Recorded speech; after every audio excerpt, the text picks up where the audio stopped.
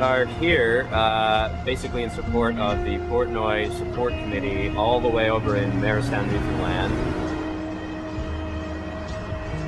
They are a family of 6, 2 parents and 4 kids who are facing deportation on Monday because their application was denied, even though 2 of their kids are Canadian citizens and another child has cystic fibrosis, and they are very strong contributing members of their community.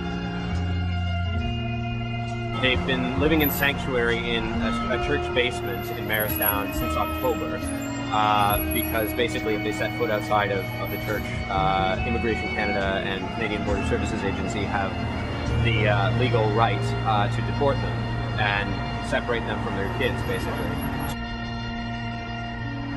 So they've been living in a church for about 3 months, almost 4 months now, and unfortunately the father, Alexi, left sanctuary in December to go and canvass with a friend of his for the Canadian Diabetes Society, and he was detained by the RCMP and is now being held in a detention center in Montreal and is facing deportation on Monday. The reason that we think that they deserve to stay in Canada is, one, because we're against all deportations, seeing as we believe that people have the right to choose where they want to live and freedom of movement, and this family has a really strong case because 2 of their kids were born in Canada and have Canadian citizenship. So there's 4 out of the 6 who have the deportation order, so it could split up the family, which is violating the children's rights. Basically, I'm going in as both a representative of HCAP and the Portnoy Support Committee, and basically just issuing a letter.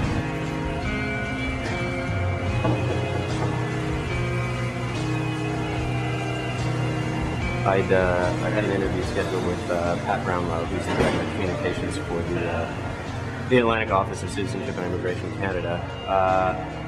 He's not in right now. It's about 4:10 right now, so neither is Tony Marshall, who also was going to be meeting with me. I've left a letter from the support committee and on behalf of HCAP with them, and I guess from here on in we'll try and get in touch with them.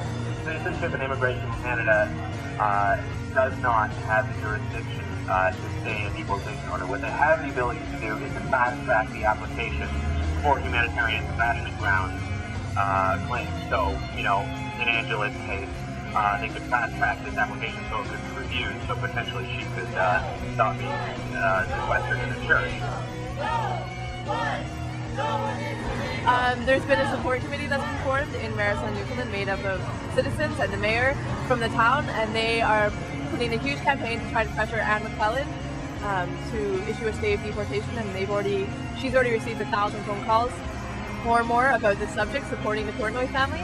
And this committee is very committed to fighting the deportation and to continue working with the family to make sure that their status is granted. And so we're hoping, as the Halifax Coalition Against Poverty, to support this committee and the family in their fight for status.